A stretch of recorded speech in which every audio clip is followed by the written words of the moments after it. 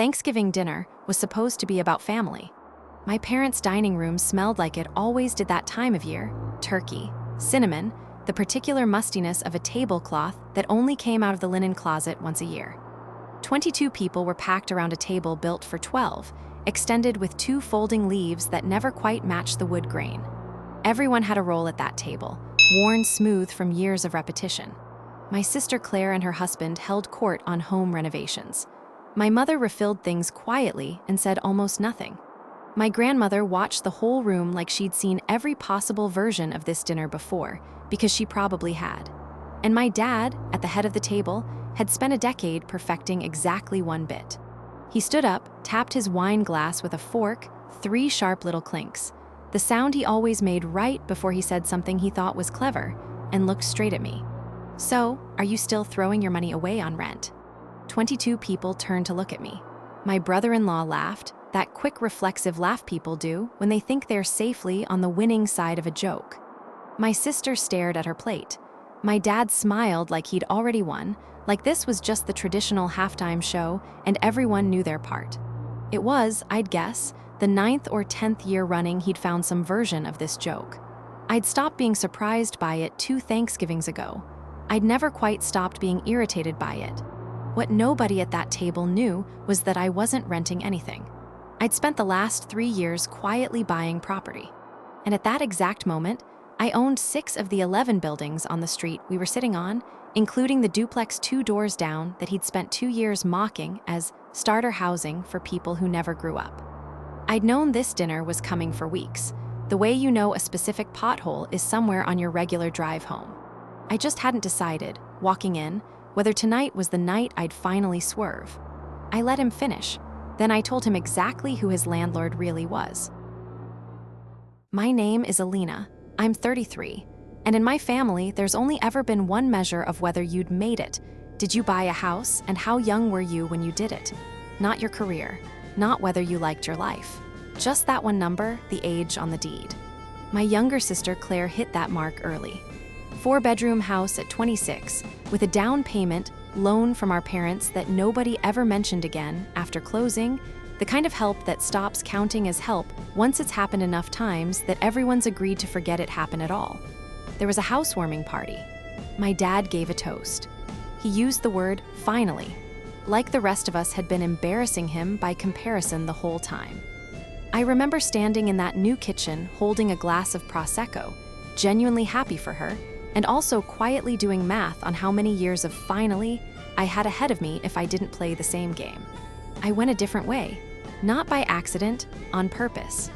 I got into commercial real estate almost by accident myself, through a college roommate whose uncle ran a small property management firm and needed someone who could read a spreadsheet without falling asleep. My first year, I did almost nothing but shadow inspections and reconcile rent rolls, learning the unglamorous grammar of the business one boring afternoon at a time. It was the unglamorous side of the industry nobody makes shows about. Cap rates, inspection reports, tenant turnover, the slow, unsexy math of buying undervalued buildings and fixing what was wrong with them. I stayed in a rented 1-bedroom on purpose the entire time because every dollar I didn't spend on my own housing went straight into deals instead. It wasn't a sacrifice. It was a strategy. But try explaining a strategy to a man who's already decided what your life looks like. My dad never asked what that actually meant. To him, something in real estate was one step above unemployed, a phrase he used at family gatherings the way other people mention a relative's ongoing court case, vaguely and with a small wince. Every Thanksgiving, some version of the same line came out. "Still renting? When are you buying something real? You're basically setting cash on fire every month." Claire got asked about backsplash tile and whether they were finally doing the kitchen island. I got asked when I'd grow up. Here's the part that matters, so hold on to it. 3 years ago, my firm partnered on a deal to buy a block of undervalued rental properties. Nothing glamorous, just tired multifamily buildings in a stable, decent neighborhood that the previous owner had let run down through simple neglect. The kind of deferred maintenance that scares off buyers who don't want to do the work, but is exactly the kind of thing that makes a property worth buying if you do. I worked that deal for over a year, nights and weekends, while telling my family almost nothing beyond works good. 14 months ago, after a buyout among the partners, I became majority owner of the company holding those properties, which meant I now controlled 6 buildings on my parents' own street, the street I'd grown up on, the street my dad still lived on and still had opinions about. I didn't tell anyone. There was no reason to, I told myself. And honestly, some tired part of me didn't want to hand my dad a new way to make my life about him. Didn't want to watch him find some way to make even this about how he'd always believed in me, when he hadn't, not once, not out loud. One of those 6 buildings was a modest 2-unit duplex, 2 doors down from my parents' house. Small, plain, a little dated on the outside, occupied by 2 tenants in their late 20s, a nurse and a graphic designer who split the second unit's rent and kept mostly to themselves. It was, if I'm honest, one of the least profitable of the 6 buildings, kept mostly because selling it would have meant explaining to my own team why I suddenly cared about one specific unremarkable duplex more than the other 5. Their names were on a lease I'd personally reviewed and signed off on, though I doubt either of them could have picked me out of a lineup or would have had any reason to try. My dad had opinions about that building. Loud ones, delivered often, to anyone who'd listen. That eyesore. Starter housing for people who never grew up. His words, more than once, about my own tenants, to my face, with no idea whose building he was insulting or whose lease terms he was quietly criticizing over his own back fence. About 8 months ago, my property team flagged plumbing issues in that duplex that needed real investment. Old galvanized pipe, finally failing the way old galvanized pipe eventually does. The kind of quietly expensive problem that doesn't show up until a tenant calls about brown water. I approved the budget on a Tuesday video call from a rental car in another city, the same way I approved renovations for the other 5 buildings on that block, half distracted, thinking about 4 other things at once. I wasn't thinking about the fact that it was 2 doors from my childhood home. It was just a line item in a spreadsheet with 40 other line items. At Thanksgiving the year before this one, my dad brought up the renovation crew he'd seen working on that duplex. Annoyed the noise had disrupted his Saturday porch brunch. He said, in front of the same table, "I don't know who owns that place, but they clearly don't care about the neighborhood, throwing money at cosmetic fixes instead of letting decent families move in." He said it like a man delivering a verdict. Like the building's owner owed him a personal apology for the sound of a jackhammer at 10 in the morning. I sat there, ate my stuffing, said nothing. My father complained directly to my face about a renovation I had personally approved on a building I owned, with zero idea whose money it was, whose Tuesday video call it had been, whose signature was on the invoice. I could have told him right then. I didn't. Some part of me, the part that had absorbed a decade of still renting, wanted to see exactly how far this would go before I said anything. Wanted, maybe, some proof that he'd say it again, that this wasn't a one-time slip I was overreacting to. I told myself I was being patient. Looking back, I think I was just waiting for a moment I could actually use. I got my answer the following year. Same house, same table. 22 people, the usual mix, my sisters-in-laws down at one end, a couple of longtime neighbors who'd become close enough to get invited most years, my grandmother in her usual chair closest to the kitchen so she could keep an eye on the pies. Dinner had been fine for about 40 minutes. Claire and her husband had just finished a genuinely impressive length of conversation about granite versus quartz countertops. Complete with sample chips someone had actually brought to the table, which even by our family's standards felt like a new low bar for dinner conversation. My brother-in-law had moved on to describing, in detail nobody asked for, his golf handicap. Down at the far end, one of the neighbors was explaining, at length, a home security system he'd just installed, complete with a phone app demo nobody had asked to see. My grandmother was quietly making sure the cranberry sauce made it around the table twice. It was, by every measure, an ordinary holiday. Exactly the kind of noise that lets one specific conversation slide by mostly unnoticed, right up until it doesn't. Then my dad refilled his wine and turned toward me with the specific energy of a man, who'd been waiting all night for his moment. "So, Alina," he said, loud enough that side conversations actually stopped. "Have you finally stopped throwing money away on rent? Or are you still living the tenant life?" My brother-in-law laughed, that short, involuntary bark people make when they think they're safely on the winning side of a joke. My phone buzzed under the table. A text from Claire, close enough to watch it happen, not close enough to stop it. "OMG, he's doing the rent thing again, lol, you good?" A second one landed before I could answer the first. "Want me to change the subject?" I looked at the two texts for a second longer than I needed to, weighing whether tonight was actually the night, or whether I'd let this go one more year, the way I had the year before and the year before that. I typed one word back, "watching," and set the phone face down. "I'm serious," my dad continued, encouraged by the laugh. "At your age, Claire already has a 4-bedroom house. You're still in some 1-bedroom apartment, throwing away, what, $2-3 grand a month to some landlord who's probably not even local. That's not a life plan, sweetheart. That's just delaying one. Someday you'll want to actually own something." He said, "Own something," the way other people say, "grow up." Like the two phrases had become interchangeable in his head somewhere around my 28th birthday. My grandmother made a small noise, reaching for the cranberry sauce, the ring on her hand catching the candlelight. My mother said nothing, which had always been her particular contribution to these moments. A kind of practiced stillness, the diplomatic silence of someone who'd learned decades ago that saying anything at all just extended the conversation, and who had apparently decided a long time back that extending it was never worth the cost. I set down my fork. "Dad," I said, level, almost conversational, "I'm not a renter." He laughed. "Alina, come on, don't get defensive." "I'm not being defensive," I said. "I'm correcting a factual error." He waved a hand. "One investment property doesn't make you a real estate mogul, sweetheart. It just means 6 buildings, I said. The table went quiet in that specific way. A room goes quiet when a sentence doesn't parse the first time you hear it. "I'm sorry, 6 what?" he said, recovering. "Who's paying for the maintenance on 6 buildings exactly? Some management company, because that's not the same as." "I am the management company," I said. "I've been the majority owner for 14 months. That's not possible," he said. "You'd have said something. Someone would have said something." He looked around the table, like the rest of the family might jump in and back him up, tell him this was a joke that had gone slightly too far. Nobody did. Claire wouldn't meet his eyes.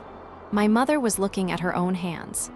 Even my grandmother, usually the first to smooth things over, just sat there, watching like she'd bought a ticket to this exact show and intended to get her money's worth. "What street?" he said. It wasn't a question anymore. It was a man buying himself 2 seconds. "This one." I could feel my mother go very still beside me, the particular stillness of someone bracing, without yet knowing exactly what for. I let that sit for exactly as long as it needed to. My company bought a block of properties here 3 years ago. I became majority owner 14 months ago. I own 6 of the 11 buildings on this street, Dad, including the duplex 2 doors down. The one you called an eyesore. The one you complained about last year when I approved the renovation crew's schedule from a rental car outside a client meeting you didn't know existed. I watched something happen to his face. The specific, almost visible process of a year of confident opinions rearranging themselves behind his eyes, all delivered directly to the person who'd made every decision he'd been criticizing. It wasn't satisfying to watch, exactly. It was closer to relief. He started, then stopped. He didn't know which part to address first. "You've complained to me, personally, about my own renovation decisions," I said. "You called my tenants people who never grew up at this exact table last year. I own the building they live in. I approved their lease terms. I signed off on the plumbing you didn't know they needed." He tried one more angle. "Well, if that's true, why bring it up now like this in front of everyone? Why not just what, Dad? Wait for a better moment?" "I've been waiting 14 months for a better moment.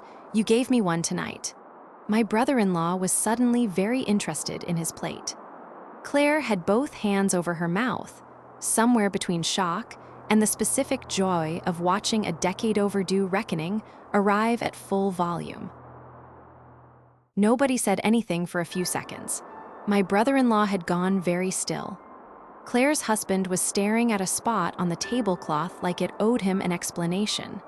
Down the table, the neighbor who'd been mid-sentence about his security system just stopped, sensing correctly that this wasn't a moment for talking. Even the golf handicap monologue had gone quiet.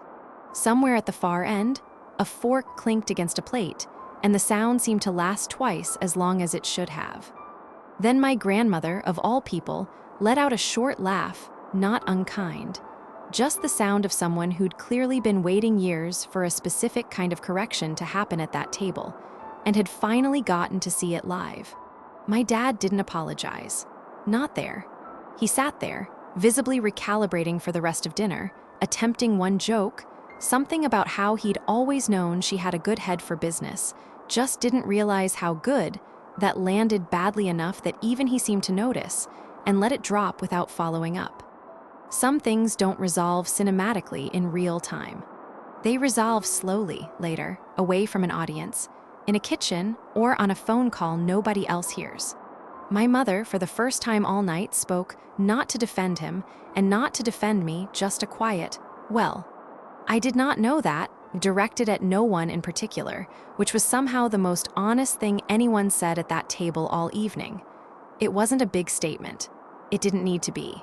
In 33 years, I'm not sure I'd ever heard her say something that plainly true, that plainly hers at that table. I didn't gloat. I didn't need to. The room had already done the work for me, and gloating would have made it about me winning something, when really it had never been a contest I was trying to win. I just wanted the facts on the table, once, clearly, and then I wanted to eat my pie in peace.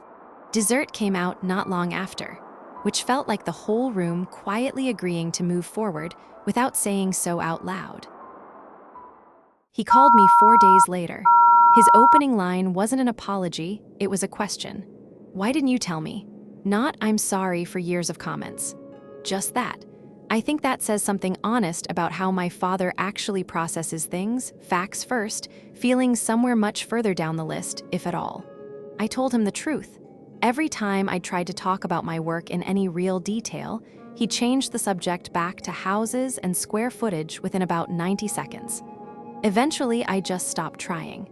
It wasn't a dramatic decision. It was just easier, the same way you stop mentioning a restaurant to a friend who's never once agreed to go. Long silence on the line.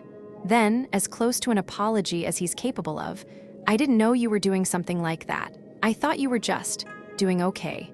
Doing okay undersold it by a fairly significant margin, I said. He actually laughed, a real one this time. "Yeah, hey, I'm starting to get that." Then, quieter, 6 buildings on this street for how long again? 14 months as majority owner. The deal itself started 3 years ago. 3 years, he repeated, like the number needed saying out loud twice before it would fully land. "Do you think?" He started, then stopped himself, like he wasn't sure he had the right to ask whatever the question was. "Do you think what?"